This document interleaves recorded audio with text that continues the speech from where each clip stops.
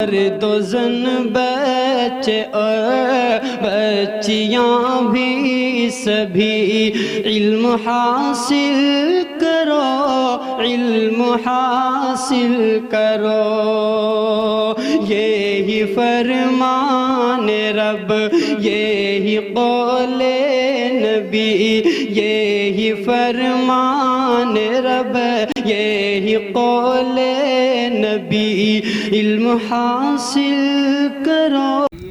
اب میں بلا کسی تاخیر کے اس عظیم شخصیت کو آپ حضرات کے روبرو کرانا چاہتا ہوں کہ جن کی فصاحت لسانی، طلاقت زبانی اور تسلسل بیان کا کو بکو شہرہ ہے، جن سے میری مراد شہنشاہ خطابت جناب حضرت مولانا مفتی عبدالسمیع صاحب۔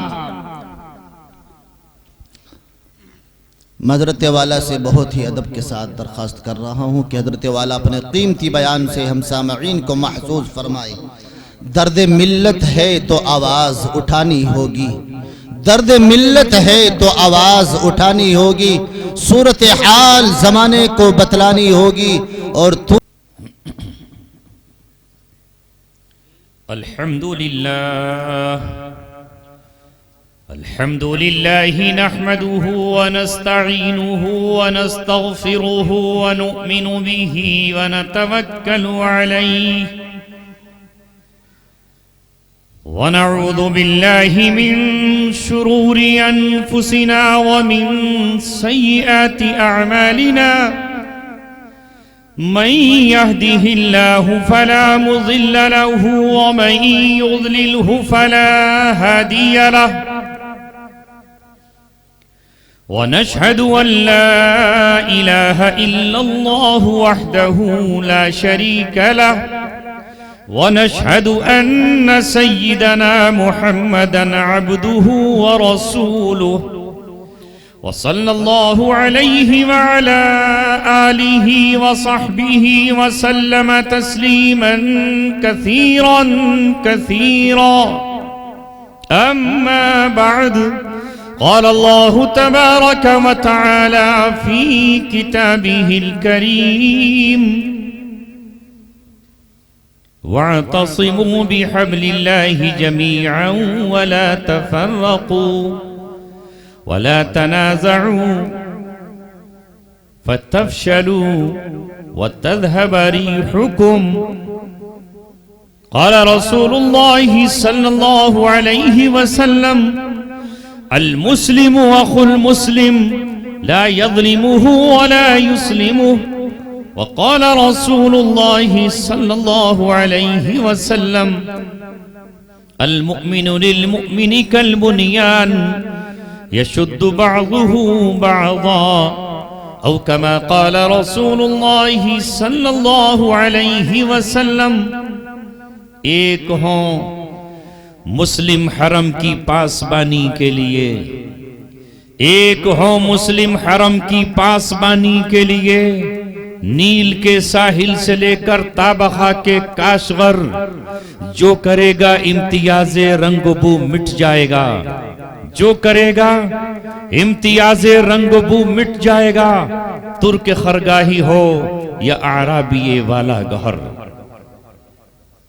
فرقہ بندی ہے کہیں اور کہیں ذاتیں ہیں، فرقہ بندی ہے کہیں اور کہیں ذاتیں ہیں، کیا زمانے میں پنپنے کی یہی باتیں ہیں؟ یوں تو سید بھی ہو، مرزا بھی ہو، افغان بھی ہو. اب آپ کہو گے ہمارا نام تو آیا نہیں، راجپوت بھی ہو، تیاگی بھی ہو، مہیشرے بھی ہو. اب یہ علامہ اقبال کی قبر پہ جا کے شکایت کرنا، میں اس کا کیا جواب دے سکتا ہوں؟ یوں تو سید بھی ہو، مرزا بھی ہو، افغان بھی ہو، تم سبھی کچھ ہو، بتاؤ کہ مسلمان بھی ہو. محبت کا جنوں باقی نہیں ہے، مسلمانوں میں خون باقی نہیں ہے. صفیں کج یعنی ٹیڑھی، صفیں کج دل پریشان، سجدے بے ذوق کہ جذبے اندروں باقی نہیں.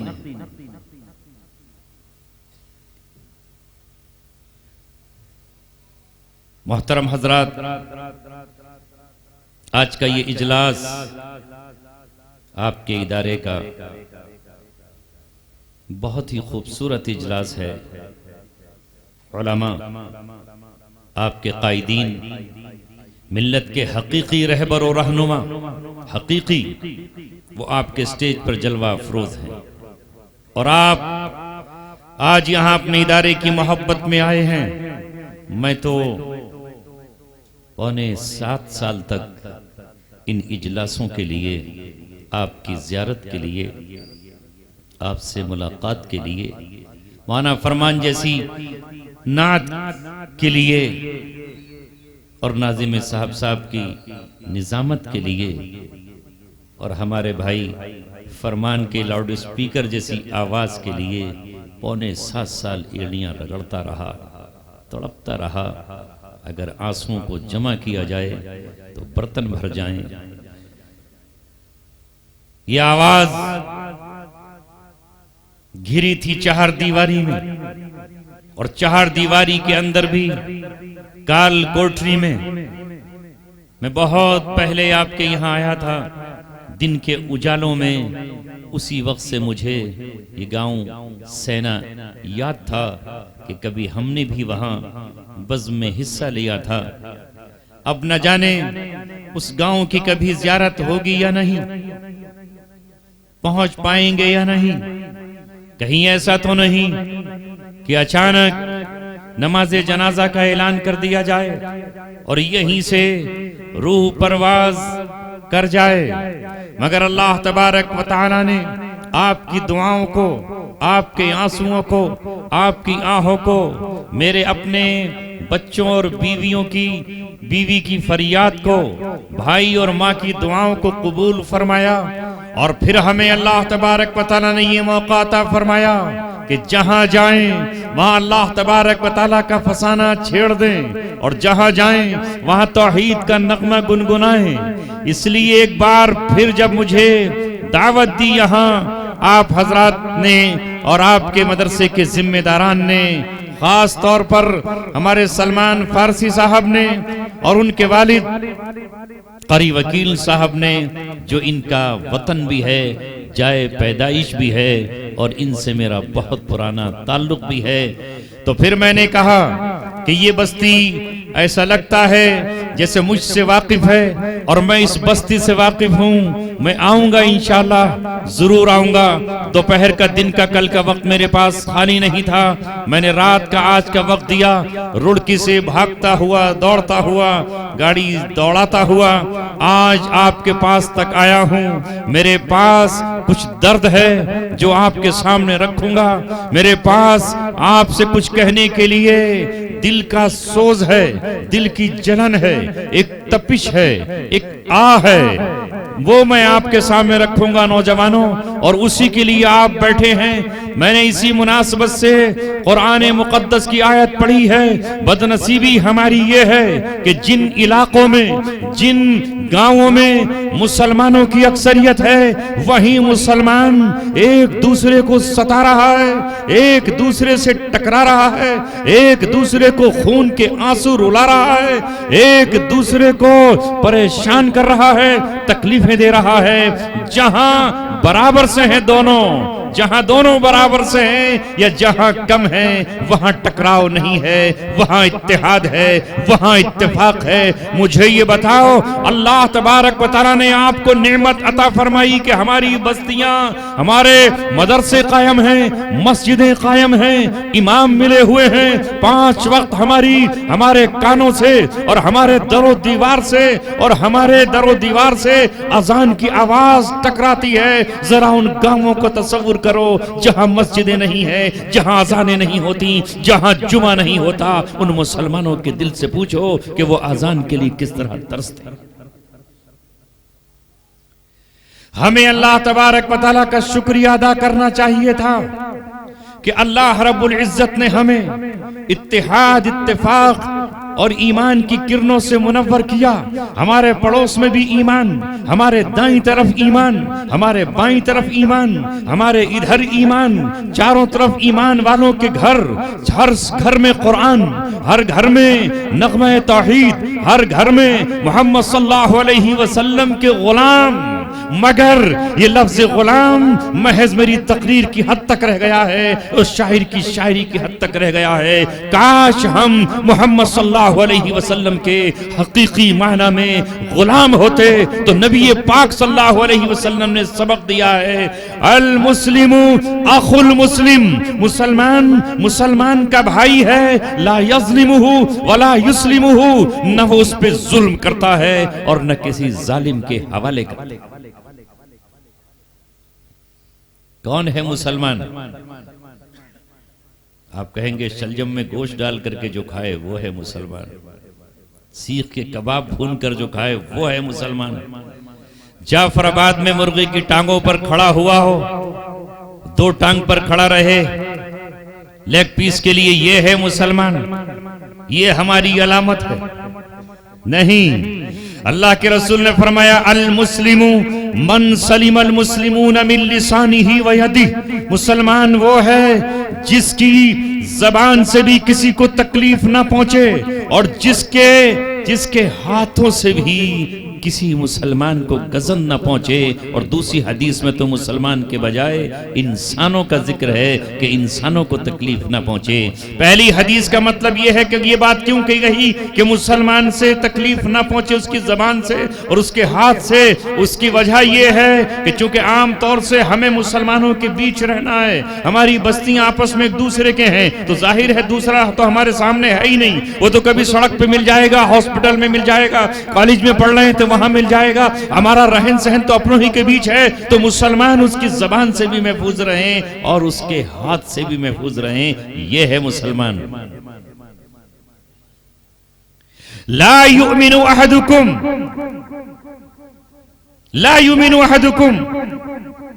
حتی یأمن جارہ بوائقہ. مومن اس وقت تک نہیں ہو سکتا تم میں سے کوئی جب تک اس کا پڑوسی اس کی تکلیف سے محفوظ نہ ہو. مومن وہ ہے جو اپنے پڑوسیوں کا خیال رکھے. میں کہاں تک آپ سے گفتگو کروں. اللہ کے رسول صلی اللہ علیہ وسلم نے کہا جبرائیل میرے پاس آتے رہے، برابر آتے رہے، مسلسل آتے رہے اور پڑوسی کے حق میں نصیحت کرتے رہے، پڑوسی کے خیال کی وصیت کرتے رہے، پڑوسی کے بارے میں مجھے سمجھاتے رہے، پڑوسی کا اتنا حق ہے، اتنا حق ہے، اتنا حق ہے. اللہ کے رسول کہتے ہیں کہ مجھے یہ خیال گزرا کہ شاید حضرت جبرائیل اللہ کے حکم سے پڑوسی کو بھی وراثت میں شریک کر دیں. وراثت میں جیسے بھائی کا وارث ہوتے ہیں باپ کی زمین کے، اتنی مجھے وصیت کی. پڑوس کے تعلق سے نبی پاک صلی اللہ علیہ وسلم نے فرمایا کہ 3 طرح کے پڑوسی ہیں. ایک وہ ہے جس کا اکیرا حق ہے، ایک وہ ہے جس کا دوہرا حق ہے، اور ایک وہ ہے جس کے 3 حق ہے تمہارے اوپر.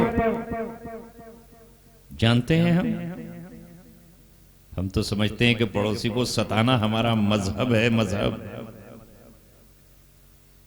ایسے ہی ہے نا. بھینس لا کر پڑوسی کے دروازے پہ باندھیں گے، جتنا گوبر گھر میں اکٹھا ہوگا وہ سب لا کر کے پڑوسی کے رستے میں پڑا ہوگا. اگر ذرا سی طاقت ہمارے پاس ہے، 4 بھائی ہیں، ہم 5 بھائی ہیں، 2-3 بیٹے ہیں اور اتفاق سے کمزور پڑوسی ہے تو ٹریکٹر، بگھی اور پتہ نہیں کیا کیا پڑوسی کے رستے میں کھڑا ہوگا. اور اگر ذرا اس نے کہہ دیا تو اچھا، پھر کیا زبان کا تو ہماری عالم یہ ہے. اللہ معاف فرمائے. ہم نے وہاں بھی دیکھا. اللہ اکبر. میں آپ کے سامنے ایک بات کہہ رہا ہوں، ہم جیسے لوگ جیلوں کے لیے نہیں بنے، نہ ہم اس کے لیے پیدا ہوئے. ہم جس گھر میں پیدا ہوئے ہمارے باپ نے کبھی بھولے سے بھی کوئی گالی کسی کو نہیں دی اور کوئی بدتمیزی کا لفظ نہیں نکالا. ہماری ماں نے کبھی گالیاں نہیں دی, بہنوں نے گالیاں نہیں دی, بھائیوں نے کبھی گالیاں نہیں دی. لیکن ہم جس مقام پر پہنچے, اللہ کی پناہ, وہاں کوئی بھی ظلم نہ ہو, وہاں کوئی بھی ستم نہ ہو, ہر طرح کی راحت وہاں موجود ہو, تو وہاں کیا مسلم اور کیا غیر مسلم, وہاں گالیوں سے ہی ہمارا دل پھٹ جائے اور گالیوں سے ہی ہمارا کلیجہ شق ہو جائے. وہی عذاب کافی تھا ہمارے لیے. دن بھر گالیاں, سیواداروں کو گالیاں, آپس میں گالیاں, نچلے بلاک میں کچھ لوگ اینٹی ان کے اور اوپر بلاک میں ان کے اینٹی. رات کو بند کر دیا جاتا ہے 7 بجے, رات بھر نشہ کر کے نیچے تک گالیاں ہی گالیاں. ان میں ہمارا ایک ساتھی جھارکھنڈ کا بھی تھا جو بیچارہ سائیکریٹک کا مریض تھا دماغی طور پر. وہ کہتا تھا مفتی صاحب کمرے سے باہر نہیں نکلتا. میں کہتا کبھی تو ٹہل لیا کرو. انہوں نے کہا مجھے کوئی پریشانی نہیں ہے مگر مجھ سے گالیاں برداشت نہیں ہوتی. مغرب کے فوراً بعد بیچارہ نیند کی گولیاں کھا لیا کرتا تھا, 4 گولیاں کھا کر کے لیٹ جاتا اور مجھ سے کہتا کہ مجھے عشاء کی نماز کے لیے مت جگانا, میں تہجد میں اٹھ کر کے نماز پڑھ لوں گا. اس نے کبھی نماز قضا نہیں کی مگر اس سے گالیاں برداشت نہیں ہوتی تھی. شریف گھرانے کا تھا, اچھے گھرانے کا تھا, اسے کوئی تکلیف نہیں ہوتی. بولا مفتی صاحب آپ کو تکلیف نہیں ہوتی؟ میں نے کہا مجھے اس لیے تکلیف نہیں ہوتی کہ میں گالم گلوچ کے ماحول میں رہا ہوں. میرا وطن رامپور ہے, اگر پردھان کی بیٹھک پر بیٹھ جاؤں تو شاید 1 سیکنڈ بھی نہیں گزرے گا کہ چاروں طرف سے گالیاں. میں رامپور میں رہا ہوں, میں مسجد کا امام ہوں, حجرے سے باہر نکلو تو گالیاں, عدالت میں بیٹھو تو گالیاں, سڑک پر بیٹھو تو گالیاں, اگر کھیت پر مزدور آیا ہے تو گالیاں, رہٹ چل رہا ہے تو کسی کو گالیاں نہیں بک رہا تو اپنی بھینس کو گالیاں, اپنی جو ہے بہنوں کو گالیاں, اور کچھ نہیں تو اپنے آپ کو اور اپنی ماں کو گالیاں. میرٹھ کا تھا ایک لڑکا, نام نہیں لے رہا ورنہ لائیو سے اگر اس کو پتا چل گیا تو کہے گا حضرت راضی کھول دیا آپ نے میرا. ٹیلی فون کرتا تھا اور ٹیلی فون ہوتا تھا ٹوائلٹ میں چھپ کر, ٹوائلٹ میں پردہ پڑا ہوا اس کو چھپ کر, باہر آپ پہرا دینا مفتی صاحب ذرا آنا جائے کوئی پولیس والا مجھے بتا دینا جیسی آئے. اور صاحب جب شروعات کرتا تو السلام علیکم کہاں, خیریت ہو کہاں, اتنی بدتمیز اور بے حیا گالیاں بکتا. میں پہلا کس کو گالیاں بک رہا ہے بھائی؟ کہتا اپنی بیوی کو بک رہا ہوں. میں نے کہا یہ بیوی گالیاں سنانے کے قائل ہے؟ پھر ایک گالی اور سنا تھا, اور میں کیا کہوں آپ کے سامنے. کہتا مانتی نہیں ہے بغیر گالی. وہاں کشمیری بھی تھے, کچھ غیر ملکی بھی تھے. وہ کشمیری کہتے کہ صاحب مفتی صاحب یہ کیسا علاقہ ہے تمہارا دلی کا اور یو پی کا, ہم تو کشمیر میں کبھی گالی ہم نے سنی نہیں. میں نے کہا یہاں گالیوں کی فیکٹریاں ہیں, نئے نئے کارخانے ہیں, نت نئی گالیاں ایجاد کی جاتی ہیں. یہ ہے ہمارا معاشرہ, شرم آنے لگتی. تو میں آپ سے یہ عرض کر رہا ہوں کہ ہماری زبان کتنی ناپاک اور کتنی غلیظ ہو چکی ہے کہ ہم گالیوں کے بغیر بات نہیں کر سکتے. ابھی چند دن پہلے میں نے رامپور کے گاؤں میں گفتگو شروع کر دی اور میں بتا رہا تھا عورتوں کے حقوق, کہ ہم عورتوں کے حقوق ادا نہیں کرتے, عورتوں کو ہم باندیاں بنا کر رکھتے ہیں, ان کی خواہشات پر پہرا ہم بٹھا کر کے رکھتے ہیں. اور اللہ کے رسول صلی اللہ علیہ وسلم نے کہا ہے, اللہ کے رسول نے کہا ہے یغلبن لئیمن یغلبہن لئیمن, کہ جو کمینے ہیں, جو گھٹیا ہیں, وہ عورتوں پر غالب آ جاتے ہیں, اور جو کریم ہیں وَيَغْلِبْنَ كَرِيمًا, اور کریم آدمی پر عورتیں غالب آ جاتی ہیں. تو درمیان میں بیچ میں ہی وہ ہمارے گاؤں کا ایک شخص نماز پڑھنے آتا ہے, اٹھ کھڑا ہوا اور بیچ میں سے کہہ رہا ہے کیا کہہ رہے ہو آپ, آج کل تو یہ عورتیں باندی بنا رہی ہیں ہمیں, ہم ان کے باندی ہیں, ہم آپ کہہ رہے ہیں, مجھے کچھ پتا نہیں کیا بات کر رہا ہے. اور پھر مسجد میں تقریر کے بعد اس نے وہیں ایک گالی بکی اور عورتوں کو اور بیویوں کو کہا پتہ یہ چلا مجھے باہر نکل کر کہ اپنی بیوی کو ستاتا ہے. اس کو لگا کہ یہ میرے پر تقریر کر رہے ہیں, ان کو کسی نے بتا دیا کہ یہ بیوی کو ستا رہا ہے. مسجد کا بھی لحاظ ہے, یہ حال ہے ہمارا، اور کہنے کو ہم مسلمان ہیں۔ آپ کہو گے پھر یہ کیوں ہو رہا ہے؟ اس کا جواب تو آپ دو نا مجھے۔ اگر ہماری جوانی اور ہم بڑھاپے تک بغیر گالیوں کے پہنچ سکتے ہیں تو آپ کیوں نہیں پہنچ سکتے؟ یہ تعلیم کی کمی ہے، یہ علم کی کمی ہے۔ خدا کی قسم، یہ جو اسٹیج پر بیٹھی ہے جماعت، حافظوں کی، قاریوں کی، عالموں کی، مفتیوں کی، کیا ان کو آپ نے گالیاں بکتے ہوئے دیکھا ہے سر عام؟ دیکھا ہے؟ نہیں دیکھا ہوگا۔ ایک آدھ کوئی مثال ہو وہ میں کہہ نہیں سکتا کہ کوئی مولوی بیڑی پی لیتا ہو اور سگریٹ کا کش لگا لیتا ہو، تو سب ایسے تو نہیں ہے۔ لیکن یہ تہذیب ان کو سکھائی ہے قرآن، ان مدرسوں نے، ان مکتبوں نے، جن کی ہماری نظروں میں کوئی قیمت نہیں ہے۔ اگر ہم بھی ان کی طرح ان پڑھ ہوتے، اگر ہم بھی ان کی طرح جاہل ہوتے، اگر ہم بھی ان کی طرح اللہ کا حکم نہ جانتے ہوتے، اگر ہم بھی ان کی طرح ماحول میں رہے ہوتے تو ہمارا بھی یہی حال ہوتا۔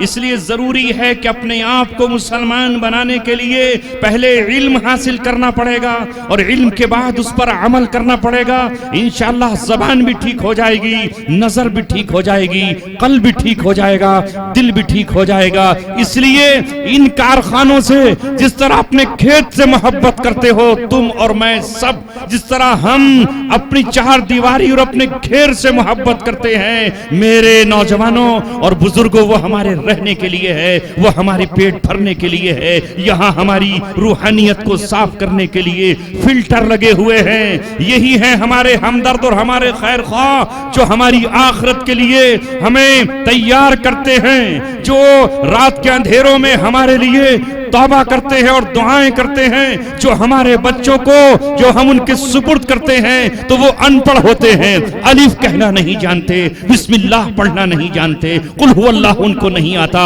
مگر 3 سال ان کو دے دیجئے، یہ قرآن کا ناظرہ پڑھا دیں گے۔ 3 سال اور دے دیجئے، 2.5 سال، یہ اسے قرآن کا حافظ بنا کر اور ماں باپ کے سر پہ جنت میں قیامت میں بننے والا تاج کا انتظام کر کے آئیں گے۔ دنیا میں بتاؤ تم جس کے لیے قربانی دیتے ہو وہ کیا تمہارے سر پہ تاج بنوا سکے گا؟ وہ تمہارے لیے 10,000 روپے دے سکے گا؟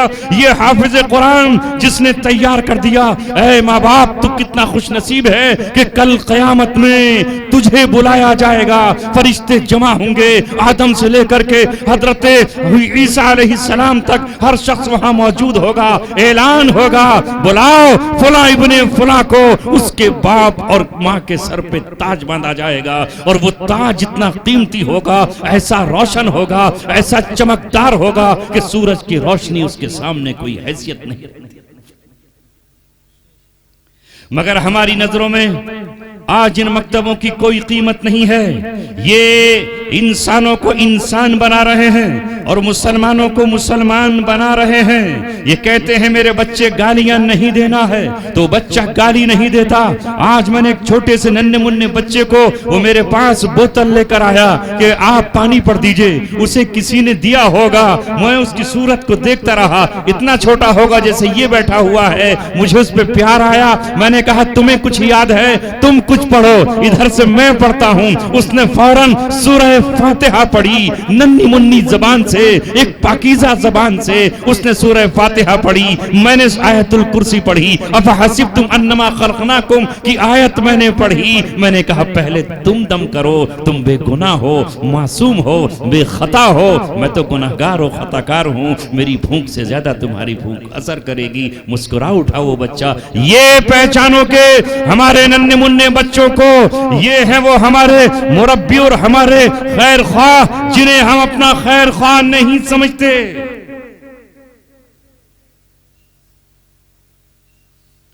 اگر یہ مدرسہ نہ ہو تو گاؤں والے جلسہ کریں گے، 10 سال تک بھی نہیں ہوگا۔ یہ کانوں میں جو بات پڑ رہی ہے دین کی، وہ چاہے مولانا اشرف کے ذریعے پڑھے، مفتی عمران صاحب کے ذریعے پڑھے، یا مجھ جیسے کم علم کے ذریعے آپ تک بات پہنچے، یہ ہم نہیں پہنچا رہے، یہ ہم نہیں پہنچا رہے۔ جس طرح تم کسی سیٹی میں پھونک مارتے ہو تو وہ نہیں بولتی بلکہ تمہاری پھونک بولا کرتی ہے۔ جس طرح کسی کے ہاتھ میں قلم ہو تو دیکھنے والا تو یہی کہے گا کہ یہ قلم لکھ رہا ہے، مگر عقل مند یہ کہے گا کہ قلم نہیں لکھ رہا، یہ ہاتھ اس سے لکھوا رہا ہے۔ اگر ہاتھ نہ ہو تو قلم خود نہیں لکھ سکتا۔ تو میں جو آپ کے سامنے بول رہا ہوں میں خود نہیں بول رہا، اللہ رب العالمین میری زبان سے میرے دماغ میں وہ باتیں ڈال رہا ہے جس کی آج اس بستی کو ضرورت ہے، اس مجمع کو ضرورت ہے۔ مجھے اللہ تبارک و تعالیٰ نے وہاں اس لیے بھیجا کہ میری ضرورت تھی وہاں جیل کے نیہا خانوں میں اللہ اکبر کہنے کے لیے۔ میں جب وہاں سنتا تھا کہ میرے ساتھی وہاں اللہ اکبر کی صدا گنجوا رہے ہیں، قرآن پڑھا جا رہا ہے، قرآن پڑھایا جا رہا ہے، تفسیر سنی جا رہی ہے اور تفسیر سنائی جا رہی ہے، نمازیں ہو رہی ہیں، تو میں نے سوچا واہ اللہ تبارک و تعالیٰ ان نمازیوں کو یہاں کیوں لایا ہے، ان حافظوں کو کیوں لایا ہے، ان مولویوں کو کیوں لایا ہے؟ اس لیے کہ زمین کا یہ خطہ اللہ تبارک و تعالیٰ سے کہتا ہوگا کہ میرا کیا قصور تھا میرے مولا کہ یہ مجھ پر جیل بنا دی گئی اور مجھے پر قیدی رکھے گئے ہیں۔ یہ باقی قیدی تو کوئی گالیاں بکتا ہے، کوئی نشہ کرتا ہے، کوئی زنا کرتا ہے، کوئی بدکاری کرتا ہے، کوئی بدکاری کے منصوبے بناتا ہے، کوئی قتل کے منصوبے بناتا ہے، ہر کمرہ اسی کی آماج گاہ بنا ہوا ہے۔ اے میرے مولا چند کلومیٹر کے فاصلے پر مسجد بھی ہے، وہاں اذانیں ہوتی ہیں، وہاں مدرسے بھی ہیں جہاں قرآن پڑھا جاتا ہے۔ تو اے مولا میرے سینے پر یہ کیوں بوجھ ہے گناہوں کا؟ یہاں قاتلوں کو میں برداشت کر رہی ہوں، ڈاکوؤں کو برداشت کر رہی ہوں، میرے بھی تو کان ہیں، مجھے بھی قرآن سننا پسند ہے۔ تو اللہ تبارک و تعالیٰ کچھ ایسے لوگوں کو وہاں بھیجتا ہے جو اس دھرتی پہ قرآن پڑھتے ہیں، نماز پڑھتے ہیں، اذان پڑھتے ہیں۔ یہ ہے اللہ تبارک و تعالیٰ کی حکمت اور اللہ تبارک و تعالیٰ کی مشیت اور اللہ تبارک و تعالیٰ کی چاہت۔ جب میں نے وہاں دو لڑنے والے دہلی کے بڑے گینگوں میں صلح کرائی، دو مسلمان گروہ تھے، 2013 سے لڑ رہے تھے، 2013 سے لے کر کے 2018 تک دونوں طرف سے تقریباً 33 قتل ہو چکے تھے۔ 33 اس کا لال دنیا سے رخصت کر دیا، اس کا شوہر مار دیا، اس کا بیٹا قتل کر دیا، بیوی تڑپتی رہ گئی بدلہ لینے کے لیے۔ اس نے میرا ایک قتل کیا ہے تو میں اس کے 2 قتل کروں گا، اس نے مارا ہے تو میں اس کے بدلے میں 2 ماروں گا، اس نے 12 گولیاں ماری ہیں تو میں 36 گولیاں اس کے ماروں گا۔ اور دونوں ہی مسلمان تھے۔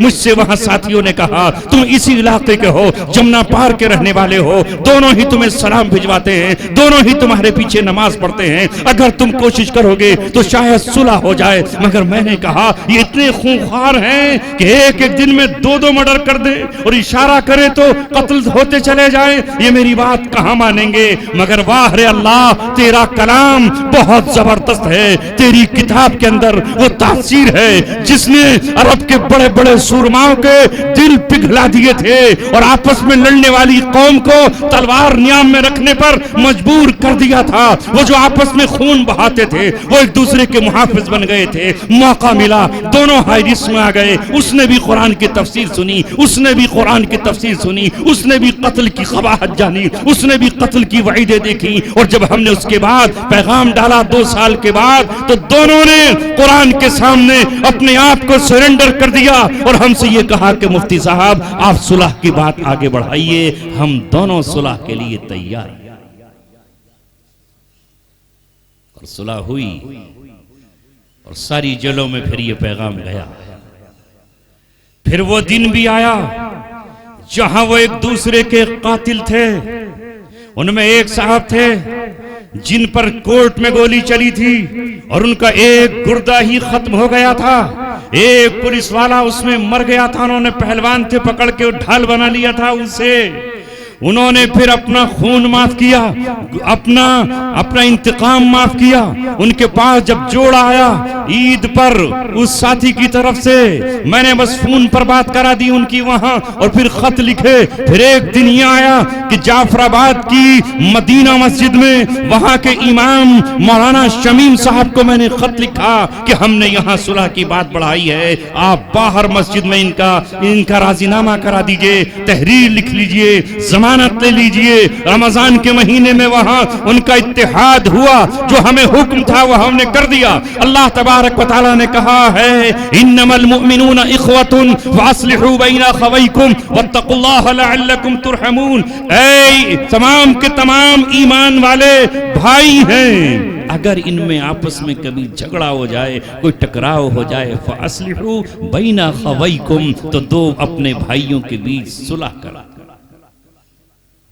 واتقوا اللہ, اور اللہ سے ڈرو, ڈرو اللہ سے. پارٹی مت بن جاؤ ادھر سے ادھر سے, پارٹی مت بنو, گرگٹ کی طرح پھونکے مت مارو, اس لڑائی کو ہوا مت دو, صلح کی کوشش کرو. واتقوا اللہ لعلکم ترحمون, تاکہ تم پر رحم کیا جائے. بات آگے بڑھائی اور وہ کام اللہ تبارک و تعالی نے انجام دیا. ضمانتیں ہوئیں, باہر نکل کر آئے, بیویوں سے ملے, اور اللہ تعالیٰ نے اسی وجہ سے ان کو اولادیں بھی عطا فرمائیں. شادیاں ہوئیں, ورنہ نہ اولاد ہوتی, نہ شادی ہوتی, نہ سلسلے نسب چلتے. یہ میں اس لیے سنا رہا ہوں کہ جنہیں ہم کرمنل کہتے ہیں انہوں نے ہماری بات کا پاس و لحاظ رکھا. تو کیا جس بستی میں مدرسے کا جلسہ ہو رہا ہے قرآن کی نسبت پر, وہاں کے لوگ اپنی باتوں کو نہیں بھول سکتے؟ حالانکہ قتل بھی نہیں ہے, کسی پر چوری اور ڈاکہ بھی نہیں ہے, محض جھگڑا اگر ہوگا تو الیکشن کا ہوگا یا الیکشن میں ووٹنگ کا ہوگا. آدھے لوگ ان صاحب کے ساتھ ہیں, یہ کینڈیڈیٹ ہیں, آدھے ان کے صاحب ہیں, یہ بھی امیدوار ہیں. ایک حصہ بیچ کا ہے جو نہ ادھر کا ہے نہ ادھر کا ہے, اور وہ اس کا جو من ہوتا ہے وہ کر دیتا ہے. اب ظاہر ہے ایک کو جیتنا ہے, دوسرے کو ہارنا ہے, اور کوئی بیچ میں ویسے ہی کھڑا ہو جاتا ہے کہ دیکھو میں بھی اپنی قسمت آزما کر, تو اس کے تو دو چار ووٹ ہی نکل کر کے آئیں گے. اب یہ جھگڑا ہے, اب قیاس لگ رہا, اچھا اس نے ووٹ نہیں دیا, اب چوٹ کرنا ہے. کب تک؟ 5 سال تک. 5 سال ایک ووٹ نہ دینے کی سزا, وہ بھی آپ کو یقین نہیں پردے کے پیچھے کام ہوا ہے. یہ کیا ہے؟ یہ بھول جاؤ. آپس میں اتفاق اور اتحاد کے ساتھ رہو. اگر تمہاری باڈی تمہارے ساتھ اتفاق اور اتحاد چھوڑ دے تو مر جاؤ گے, زندہ نہیں رہو گے. اللہ نے اس باڈی کا نظام ایسا بنایا ہے, ڈاکٹر سے پوچھ لینا کہ جب ہمارے اندر کوئی بیماری آتی ہے تو اندر کے سارے سیلز اور سارے خلیے اکٹھے اور متفق ہو کر اس بیماری سے لڑنا شروع کر دیتے ہیں. اسی کو امیونٹی سسٹم کہتے ہیں. اگر یہ امیونٹی سسٹم کسی کا کمزور ہو جائے وہی تو بیمار پڑتا ہے, اور جس کا امیونٹی سسٹم طاقتور ہوگا وہ بیماریوں سے لڑ کر کے بیماری کو بھگا دیتا ہے, اور اسی کو طاقتور بنانے کے لیے دوائیں دی جاتی ہیں. اور بعض بیماریاں ایسی ہیں کہ اندر کے جو سیلز ہیں, جسے آرتھورائٹس کہا جاتا ہے یا جسے گٹھیا کا درد کہا جاتا ہے, اس میں جو اندر کے سیلز ہیں وہ مارتے تو ہیں, مقابلہ تو کرتے ہیں, مگر یہ بھول جاتے ہیں کہ وہ اپنے ہی سیلز کو مارنے لگتے ہیں, اور جب اپنے ہی سیلز کو مارتے ہیں تو ایک دوسرے کو یہ قتل کرنا شروع کر دیتے ہیں. گھٹنے جام ہو جاتے ہیں, ہاتھ ٹیڑھے ہو جاتے ہیں, انگلیاں ٹیڑھی ہو جاتی ہیں. لڑنا تھا بیماری سے, لڑ رہے ہیں آپس میں. کسی صاحب کو یہ بیماری ہوئی تو میں نے کہا کہ وہ مسلمان ہو جاتے ہیں آج کے دور کے. جو کرنا ہے آپس ہی میں کر لو, تو پھر یہ اسلامی معاشرہ کہاں سے پنپے گا؟ کہاں سے پنپے گا؟ مقدمات چل رہے ہیں, اپنے بھائی کو ذلیل کرنے کی کوششیں, پورا معاشرہ بگڑا ہوا ہے ہمارا. کیوں اتحاد نہیں ہو سکتا؟ اتحاد کی ایک ہی بنیاد ہے, وہ ہے کلمہ طیبہ لا الہ الا اللہ. یہ سامنے بنی ہے مسجد, کیا اس میں آپ لکھ سکتے ہو کہ اس میں محض تیاگی ہی جائیں گے؟ کیا کوئی لکھ سکتا ہے کہ اس میں عباسی ہی جائیں گے؟ کیا اس میں کوئی لکھ سکتا ہے کہ محض انصاری ہی جائیں گے؟ کیا اس میں کوئی لکھ سکتا ہے کہ محض اس میں سیفی ہی جائیں گے؟ کیا اس میں کوئی لکھ سکتا ہے کہ محض سلمانی ہی جائیں گے؟ جس دن یہ لکھ دیا جائے گا اس دن وہ اللہ کی مسجد نہیں رہے گی, اس دن وہ تمہارے اپنے خاندان اور اپنے قوم کا ایک عبادت خانہ کہلائے گا, مسجد نہیں کہلائے گی. مسجد تو وہ ہے جہاں سب کے سب جمع ہوں. عیدگاہ کا نظام ہمیں کیوں دیا گیا ہے؟ عیدگاہ ہے آپ کے یہاں؟ ہے کیوں؟ اپنے گھر ہی میں 2 رکعت پڑھ لو، اس کے بعد سو جاؤ۔ کیوں ہے عیدگاہ کا نظام؟ جمعے میں 8 دن آپ کو جمع ہونا ہے۔ وہ جو بت ہیں جاہلیت کے، کسی نے مالداری کا بت اپنے ذہن میں بٹھایا ہوا ہے، اور کسی نے حکومت کا بت اپنے ذہن میں بٹھایا ہوا ہے کہ میں رولر پارٹی کا ممبر ہوں اور اس کا سرگرم کارکن ہوں، اور کسی نے اپنے خاندان کا بنایا ہوا ہے کہ میرا خاندان تو وہ تھا اور وہ تھا اور وہ تھا، میرے آبا و اجداد یہ تھے۔ کچھ بھی نہیں تھے تمہارے آبا و اجداد اگر وہ دین پر نہیں تھے، اگر وہ اسلام پر نہیں تھے، اگر ان میں تواضع نہیں تھی، اگر ان میں قناعت نہیں تھی، وہ کچھ نہیں تھے۔ محمد صلی اللہ علیہ وسلم کا سگا چچا ہے، وہ بھی عبد المطلب کا وہ بیٹا ہے، اور وہ بھی ہاشم کا پوتا ہے، لیکن جب وہ اسلام کی سرحد میں داخل نہیں ہوا تو اللہ تبارک و تعالیٰ کی نظر میں اس کی کوئی حیثیت نہیں۔ ابو طالب نے بھی جہنم میں جوتیاں پہنی ہیں آگ کی۔ ابراہیم کے والد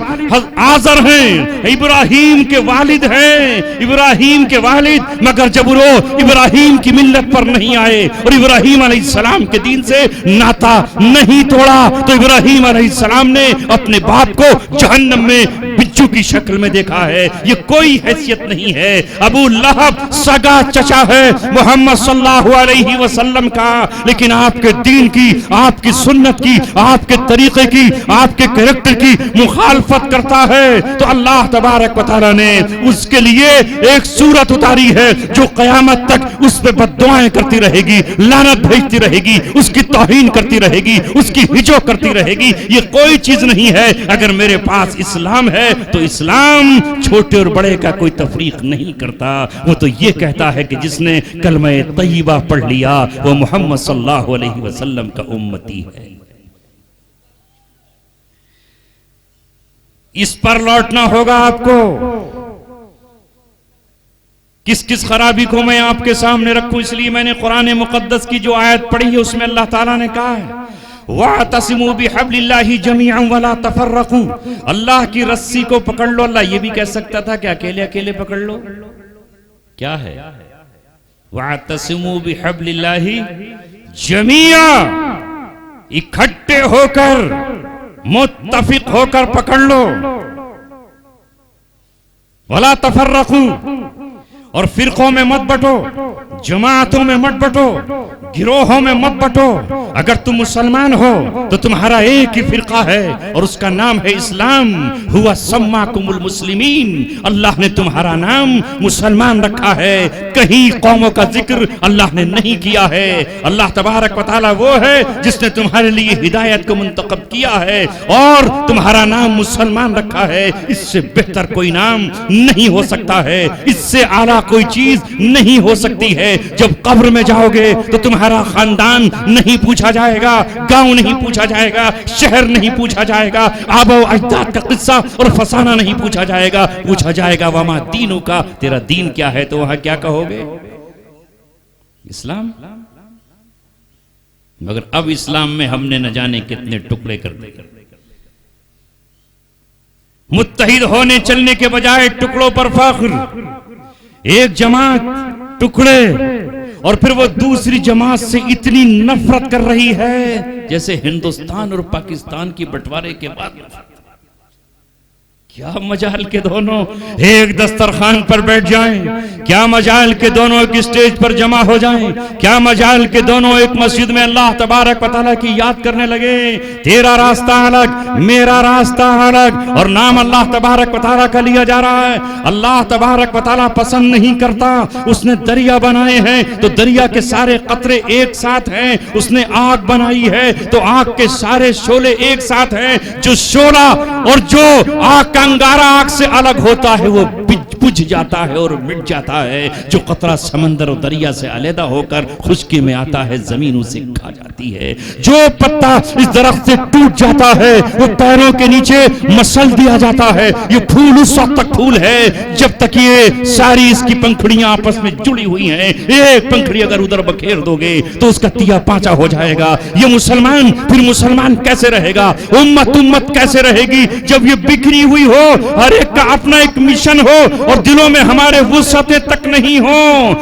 ہمارے دلوں میں وسعت پیدا ہونا چاہیے اور اسی کے لیے ہمیں دستور دیا گیا ہے کہ ہمیں 5 وقتہ نماز ادا کرنی ہے تاکہ ہم مسجد میں آ کر کے ایک دوسرے سے کاندھے سے کاندھا ملائیں. حکم ہے نہیں مگر ہم کہتے ہیں ایک بالش دور تو رہے اور 4 قدم دور میں تیرے پاس. کیا حال بنا رکھا ہے ہم نے. میرے عزیزو یہ آج میری دعوت ہے آپ کے. جس گاؤں میں جھگڑے ہوں گے اس گاؤں میں نحوست آئے گی. جس گاؤں میں ٹکراؤ ہوگا دل مردہ ہو جائیں گے.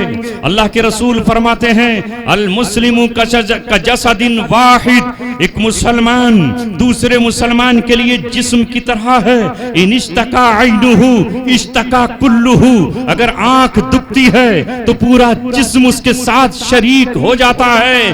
درد آنکھ میں ہے دل کھانے کو نہیں چاہ رہا. تکلیف ہاتھ میں ہوئی ہے بخار آ جا رہا ہے. کان میں معمولی سی پھنسی نکلی ہے کہ پورا جسم بخار سے تپ رہا ہے. کیوں؟ سارے ایک دوسرے کے ساتھ شریک ہو گئے ہیں. دل کہتا ہے کہ تم خوش نہیں ہو تو آج میں بھی نہیں کھاؤں گا. آنکھ سے آنسو ٹپکتا ہے کانٹا پیر میں چپتا ہے اور آنسو آنکھ سے نکلتا ہے اور زبان سسکاریاں نکالتی ہے گویا اس پیر کے ساتھ سب شریک ہیں.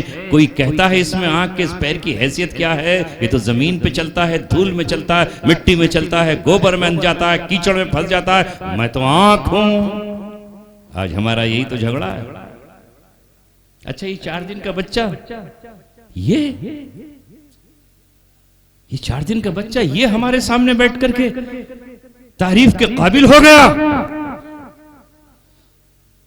اگر تم مسلمان ہو تو جو محبت تمہیں اپنے بچے اور اپنے بیٹے سے ہے جو بیٹا تمہارے سامنے اس عمر کا ہے تمہاری نظروں کے سامنے اپنا بیٹا آ جانا چاہیے. اگر ہم چاہتے ہیں کہ ہمارا بیٹا ترقی کرے اور اسے کوئی غضب نہ پہنچے تو اپنے پڑوسی کے بیٹے کے لیے بھی یہی جذبات ہونے چاہیے اور ہر شخص کے لیے یہی جذبات ہمارے ہونے چاہیے تو ہم مسلمان ہیں. ورنہ ہم محض گوشت کھانے کے مسلمان ہیں. اللہ تبارک و تعالیٰ کی رجسٹر میں ہو سکتا ہے ہمارا نام منافقین میں لکھا ہوا ہو اور مسلمانوں میں ہمارا نام. آج کتنے گھروں میں باپ پریشان ہے. ہم اپنے باپوں کے نہیں بیٹیاں ماؤں کی نہیں. جب تک باپ جوان رہتا ہے تب تک تو کوئی مسئلہ نہیں. وہ کماتا ہے کھلاتا ہے کما کر لاتا ہے سب کچھ کرتا ہے اسے ضرورت نہیں ہوتی. لیکن جیسے ہی اس کی عمر ڈھلی اور بیماریوں نے اسے پکڑا اور چہرہ اس کا سفید ہوا کمر کمزور ہوئی گھٹنوں نے جواب دیا اس کے بعد اولاد اپنے باپ کو نہیں پوچھتی. میں نہیں جانتا تمہارے گاؤں میں یہ حال ہے یا نہیں لیکن میں رامپور کے ایک چھوٹے سے گاؤں جس کا نام ہریٹا ہے وہاں پیدا ہوا اور آج بھی اس گاؤں سے میرا تعلق ہے. وہاں کتنی عورتیں میری ماں کے پاس فریاد لے کر آتی کہ 4 بیٹے ہیں ایک بھی نہیں سمجھ رہا ایک بھی مجھے نہیں دیکھ رہا. بیٹے ہیں مگر ان کے پاس ماں کو دینے کے لیے کچھ نہیں ہے. اس وقت میری ماں مجھ سے کہا کرتی تھی کہ تمہارے پاس کچھ زکوٰۃ کے پیسے ہیں تمہارے پاس کچھ صدقے یا خیرات کے پیسے ہیں یا تمہارے تعلقات میں مالدار لوگ ہیں ایسے جن کے پاس پیسے ہوں مجھے دے دیا کرو. میرے یہاں کچھ ایسی عورتیں آتی ہیں میں یہ نہیں چاہتی کہ وہ یہاں سے واپس لوٹیں. آج بیٹا باپ کو دیکھنے تیار نہیں ہے. 2-4 دن پہلے کا واقعہ ہے میرے ہی اپنے گاؤں کا. وہاں ایک شخص پر فالج پڑا اور فالج کے بعد اس کا ہاتھ ٹیڑھا ہو گیا زبان اور منہ ٹیڑھی ہو گئی. اس کے اپنے بیٹے ہیں لیکن دوا کے لیے باپ کو 2000 روپے نہیں دے سکتے. کسی تیسرے آدمی نے میرے بھائی سے کہا تمہاری والدہ کا انتقال ہوا ہے ان کے نام سے تم خرچ کر رہے ہوگے تو کیا تمہارے پاس کچھ ہے؟ میرا والدہ کے 4000 روپے بچے ہوئے تھے جو ہم ان کو موقع بموقع دیا کرتے تھے. میں جب بھی جاتا تھا میں اے نوجوانوں تمہیں بتا رہا ہوں میں جب بھی جاتا تھا کبھی خالی ہاتھ واپس نہیں آیا. ماں کو 500 روپے ہی دے دیے کبھی 1000 روپے ہی دے دیے. وہ بوڑھی ماں منع کرتی تھی مگر پھر اپنی پوتیوں سے گنواتی تھی کتنے روپے دے کر گئے ہیں. وہ 4000 روپے بچے ہوئے تھے. اسی طرح میں 7 سال جیل میں رہا تو میری بیوی تو تم کہو گے تم بیوی کی تعریف کر رہے ہو، ارے کیا بات ہے، اس بیوی نے جو پوری زندگی ہمارا ساتھ نبھا رہی ہے، ہم اس کی تعریف کیوں نہ کریں؟ میرے پیچھے بھی جب کہ کمانے والا کوئی نہیں تھا، جب بھی وہ گئی تو اس نے کہا میں اماں کو پیسے دے کر آئی ہوں، اور پھر میرے بیٹوں سے پیسے دلوائے کہ جاؤ تم اماں کو پیسے دو، وہ ماں کیا خوش ہو کر دنیا سے نہیں جائے گی؟ لہٰذا میں آپ سے عرض کر رہا ہوں کہ ان بیٹوں نے پیسے نہیں دیے، ماں کے بچے ہوئے 2000 روپے میرا بھائی دے کر آیا، تو وہ بیچارہ دوا لے کر آیا۔ سوچو اگر ہم اپنے ماں باپ کے نہیں تو پھر کس کے ہیں؟ ان سے زیادہ خدمت جنت کہاں کماؤ گے؟ جا کر کہاں کماؤ گے؟ ان الجنت تحت اقدام الامہات، ماں کے قدموں کے نیچے جنت ہے، تو کہاں ڈھونڈ رہا ہے، کہاں تلاش کر رہا ہے؟ نظام الدین اولیاء کی قبر پہ جا کر، کلیر شریف میں جا کر، یہاں وہاں تو جنت تلاش کر رہا ہے؟ تیرے گھر میں تیری جنت موجود ہے، تو 50,000 60,000 1 لاکھ 1.5 لاکھ عمرے کے لیے جا رہا ہے اور فخر محسوس کر رہا ہے اس بات پر کہ میں عمرہ کرایا اور عمرے سے دوڑ کر چلا آیا۔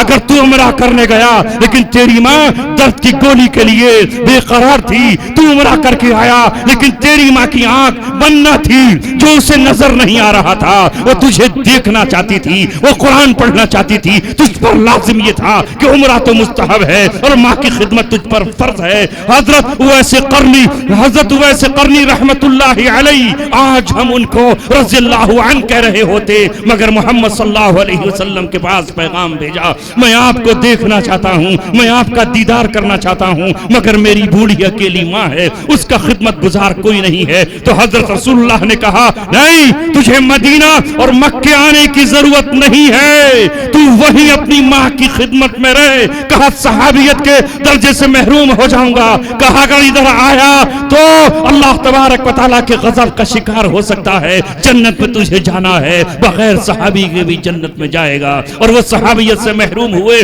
ماں کی خدمت کی وجہ سے۔ حضرت عمر سے رسول اللہ نے کہا اے عمر، اس طرح کا بندہ تلاش کرتے رہنا، یہ اویس قرنی کی پہچان ہے، وہ جس دن مدینے میں تجھے نظر آ جائے تو اس کے سامنے جھولی پھیلا کر دعا کی درخواست کرنا اور یہ کہنا میرے لیے دعا کر دیجئے۔ اویس قرنی ماں کی خدمت کی وجہ سے اس مقام تک پہنچ گیا ہے کہ جو دعا کرے گا اللہ تبارک و تعالیٰ اسے قبول۔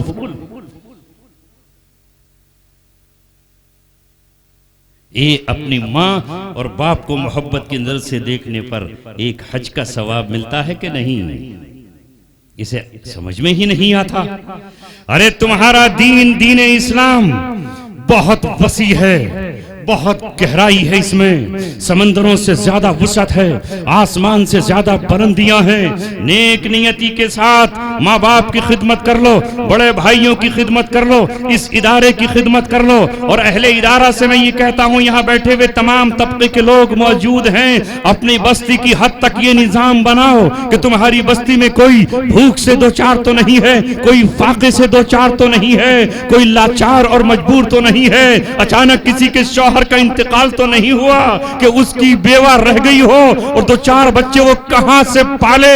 اے بستی والوں، اپنی بستیوں کو صحیح کر لو۔ اگر پردھان ہو تو اس بیوہ کی پینشن بنواؤ، اگر حکومت پینشن دیتی ہے۔ اگر کوئی بوڑھی عورت بوڑھا باپ ہے تو پردھان جی آپ کی ذمہ داری ہے، اس محلے کے وارڈ ممبر کی ذمہ داری ہے کہ اس کی پینشن بنوائے، اور یہ ذمہ داری ہے کہ آیوشمان کارڈ بنوائے تاکہ وہ اپنی بیماری میں علاج کر سکے۔ اگر پردھان منتری یوجنا سے کسی کا گھر بنتا ہے تو اے ساسی لوگوں، تمہاری ذمہ داری ہے کہ وہ غریب جو ٹوٹی ہوئی جھونپڑی میں رہتا ہے اور ٹوٹے ہوئے چھپر میں زندگی گزارتا ہے، کوئی مطلب نہیں، وزیر اعظم بھی ہمارا ہے، ہم نے اس کو چنا ہے، یہ ملک ہمارا ہے، اس کا ذرہ ذرہ ہمارا ہے، اس کی سڑکیں ہماری ہیں، اس کے دریا ہمارے ہیں، اس کے درخت ہمارے ہیں، اس کا آکاش ہمارا ہے اور اس کا پاتال ہمارا ہے، ہم ٹیکس دیتے ہیں اور اس ملک کے تمام قوانین پر ہم عمل کرتے ہیں، تو حکومت ہماری ہے۔ جب حکومت ہماری ہے تو اس سے ملنے والی یوجنائیں بھی ہماری ہیں، اور ان یوجناؤں کے لیے جو فارم بھرے جاتے ہیں وہ پڑھے لکھے لڑکے بھر سکتے ہیں، کیا یہ خدمت کا کام انجام نہیں دے سکتے؟ 7 سمندر پار سے عیسائی آتے ہیں اور آ کر یہاں چیریٹی کا کام کرتے ہیں. سکھوں کی چیریٹی کے اپنے ٹرسٹ ہیں, وہ چیریٹی کا کام کرتے ہیں. ریڈ کراس عیسائیوں کی ہے, وہ اپنا کام کرتی ہے. ریڈ عیسائیوں نے تمہارے آپ یہاں آ کر کے اپنے اسکول کھولے ہوئے ہیں. کیا ہاپڑ میں عیسائیوں کا اسکول نہیں ہے؟ اس اسکول میں کیا ہاپڑ کے بچے نہیں پڑھتے؟ کیا پٹنہ مراد پور کے بچے وہاں نہیں پڑھتے؟ ہم اپنے اسکول کیوں نہیں کھول سکتے؟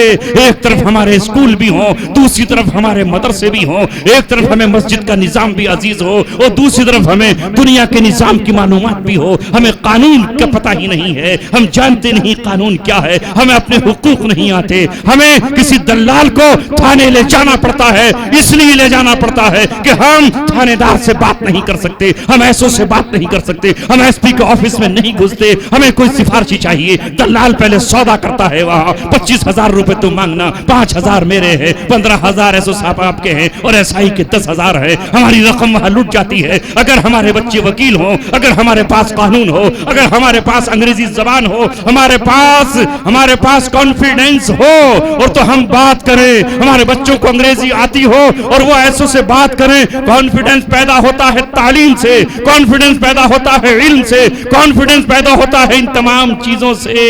تو وہ چیز ہو, مگر جب ہم نے جہالت ہی کو گلے سے لگا لیا ہے تو پھر ہمارا یہ حشر ہوگا کہ نہیں؟ چند لوگ بڑھتے چلے جائیں گے, اپنی فکر تو سب کر لیتے ہیں, تمہیں فکر کم کرنی ہے گرے پڑے لوگوں کی, کمزوروں کی, مزدوروں کی, ان کے بچوں کی. وہ علم کے زیور سے آراستہ ہو جائے. کریں گے؟ بڑی ہلکے سے آواز نکلی. انشاءاللہ کہہ دو, جو کرے گا اپنے لیے, جو نہ کرے گا وہ بھی اپنے لیے. اگر اپنی قوم کی فکر ہے, ملت کی فکر ہے, محض پوسٹر پر ملت کا نام لکھ دینے سے کوئی ملت نہیں بن جاتی. کاغذ کی تصویر پہ شیر یہاں بنا دیا جائے تو وہ شیر نہیں ہو جاتا. ملت کا جس کو درد ہے وہ ملت کے لیے آنسو بہائے گا, وہ ملت کے لیے تڑپے گا, وہ ملت کے بچوں کے لیے جھولی اور دامن پھیلائے گا. رات میں کیرانہ میں تھا جہاں ایک حاجی بہت پڑھا لکھا نہیں ہے, چند نوجوان وہاں اکٹھے ہوئے صرف میری تحریک پر. میں نے کہا کہ کچھ غریبوں کے کام ہو جائیں تو انہوں نے پچھلے 2024 میں 10 لاکھ روپے جمع کیے محض 100 روپے کے ممبر سے.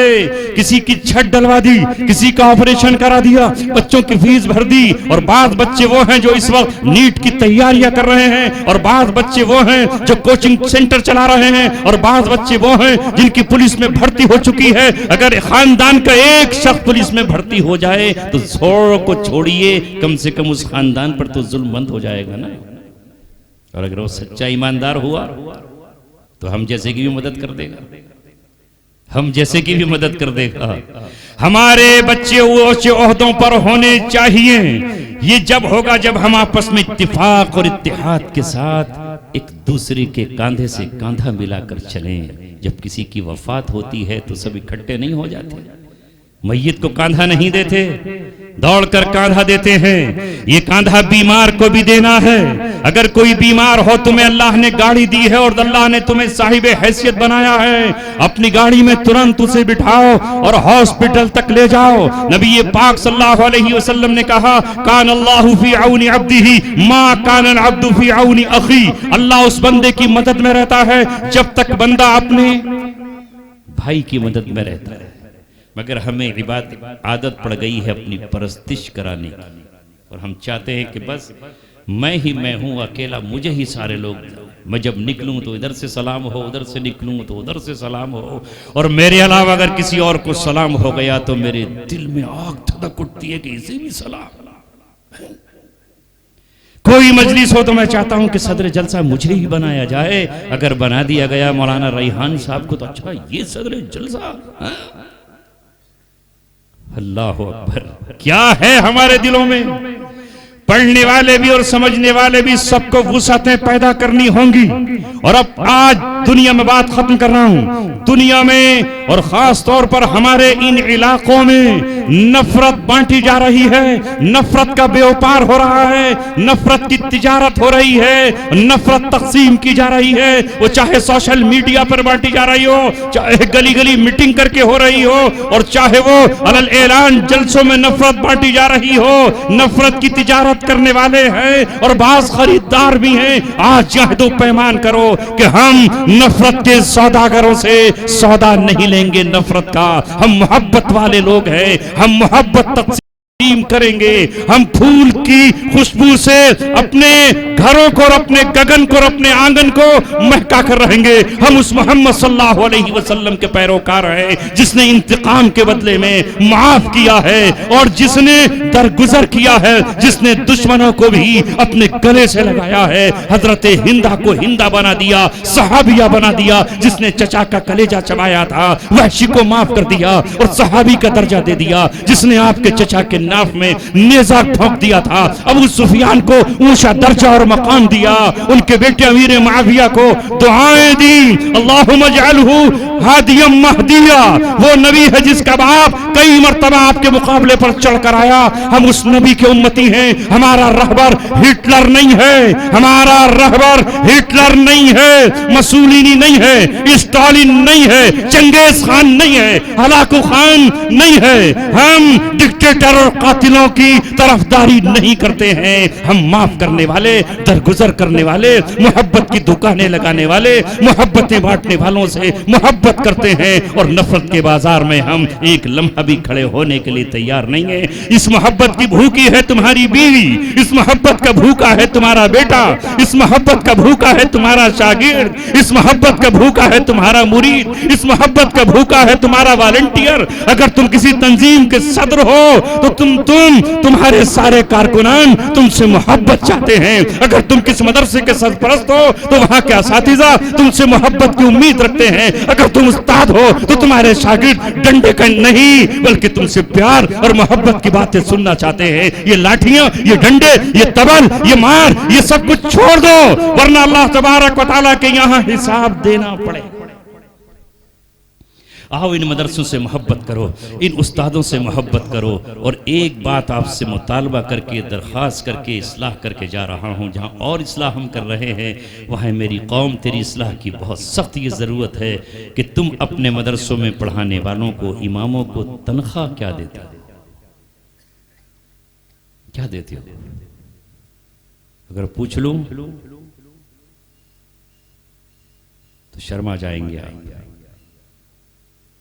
کیوں نہیں بڑھاتے ان کی تنخواہ؟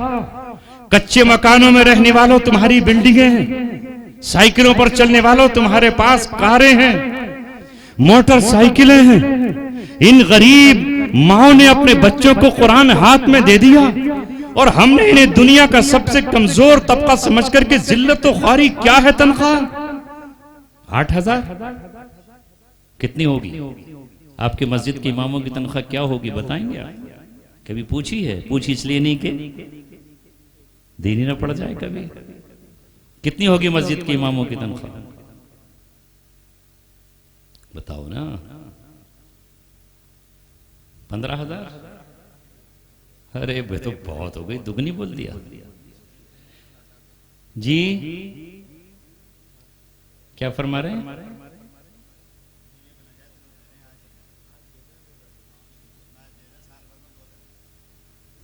اللہ اکبر. ایسا مت کرو. خرچ تو مہینے پہ ہوتا ہے نا, سال بھر میں کتنی بار ضرورت پڑے گی؟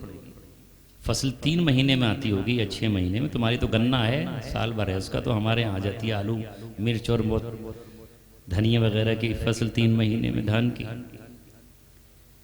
طے کرو وظیفہ. صدیق اکبر رضی اللہ تعالیٰ عنہ تخت خلافت پر بیٹھنے کے بعد اپنا تجارت کے لیے جب نکلے تو حضرت عمر نے کہا کہاں چلے؟ کہا بازار جا رہا ہوں. کیوں؟ کہا تجارت کروں گا اور اپنے بچوں کو کہاں سے پالوں گا؟ کہا اب کام حکومت کا سنبھالیے، آپ کا کھانا خرچہ پورے گھر کا بیت المال سے دیا جائے گا۔ اتنے اعلیٰ مقام پر ہونے والے نے بھی بیت المال سے خرچہ لیا، اور اسی طرح عمر ابن خطاب جب تک حیات رہے انہوں نے بھی بیت المال سے خرچہ لیا اور وہ خرچ لیتے رہے۔ یہ ہمارے لیے ایک مثال ہے۔ اگر یہ بھی کھرپا لے کر، دراتی لے کر، پھاوڑا لے کر، ایک کار لے کر کے کرائے پر چلانے لگے تو پھر بچوں کو کون پڑھائے گا؟ مسجدوں میں تالے ڈال دو گے آپ تو کون اذانیں پڑھے گا؟ کون کرے گا ہماری نسل کو تیار؟ 5 سال اگر ان مدرسوں کو بند کر دو تو بتاؤ 5 سال کے یہ جو بچے ہیں یہ کہاں جائیں گے؟ ایک آندھی آئے گی، طوفان آئے گا جو ان کے ایمان کو اور ان کے نور کو سلب کر جائے گا۔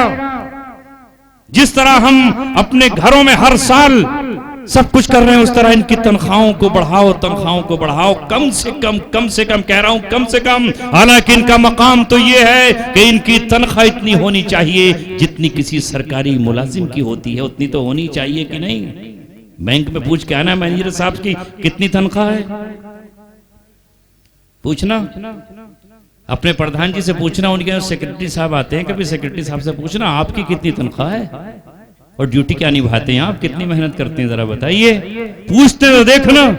اتنی تنخواہ تو کم سے کم ہونی چاہیے۔ وہ دنیا کی حکومت کے ملازم ہیں، یہ اللہ حکم الحاکمین کی حکومت کے ملازم ہیں، اتنی تو ہونی چاہیے۔ اگر اتنی بھی نہیں کر سکتے تو جتنی ایک راج مستری کی ہے جو تمہارا مکان تعمیر کرتا ہے، یہ تمہارے بچوں کی تعمیر کر رہا ہے، اتنی تو ہونی چاہیے۔ اس کا بھی مزدوری 800 اور 1000 روپے ہے، تو اگر 800 بھی مانو تو 24 ہزار روپے تو ہونی چاہیے، اور 1000 ہو تو 30,000۔ مگر آپ کہتے ہیں قرآن پہ اتنا خرچ، غور کریں، اگر آپ دیں گے اللہ آپ کو کریں گے ہمت۔ اب آپ کہیں گے کمیٹی جانے، ہم نہ جانتے، ہمیں کچھ پتہ نہ بھیا، کمیٹی کس سے ہے؟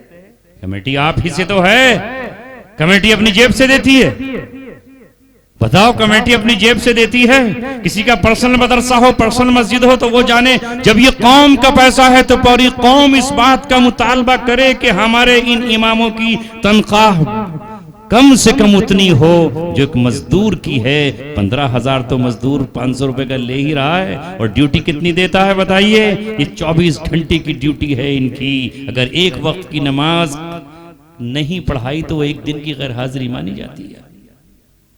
مجھے امید ہے انشاءاللہ اس بستی کے لوگ اچھے ہیں اور جذباتی بھی ہیں، انشاءاللہ اس بات پہ غور و فکر کریں گے اور اس سال تنخواہوں میں اضافہ فرمائیں گے۔ دینے والی ذات اللہ کی ہے، اللہ کوئی کمی نہیں فرمائے گا۔ بہت وقت میں نے آپ کا لے لیا، انہی الفاظ کے ساتھ اپنی بات ختم کرتا ہوں۔ وآخر دعوانا ان الحمدللہ رب العالمین۔